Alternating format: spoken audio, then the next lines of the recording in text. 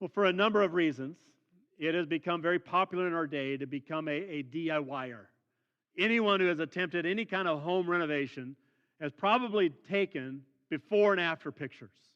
Even if you're like me, you're not very skilled, you know the great satisfaction of seeing the pictures when the project is complete, what it used to look like and what it looks like today.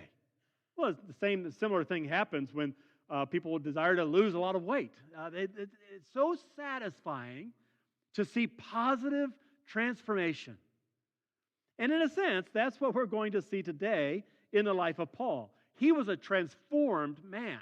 Now, obviously not in weight loss or in home renovation, but he was a changed man, transformed by the power of God.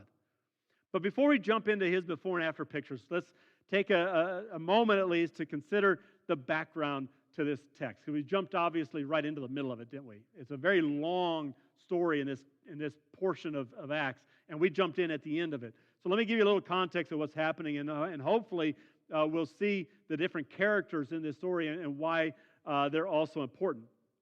Last week, if you were here, you remember that we saw Paul coming into Jerusalem with an offering that he had collected from the various churches that he had gone about on his third missionary journey, collecting an offering for the saints in Jerusalem that were suffering. It was a terrible time of suffering, and Paul, in his traveling and ministering to many others, he collected an offering to deliver to Jerusalem. And so he came and brought it to James and the rest of the elders.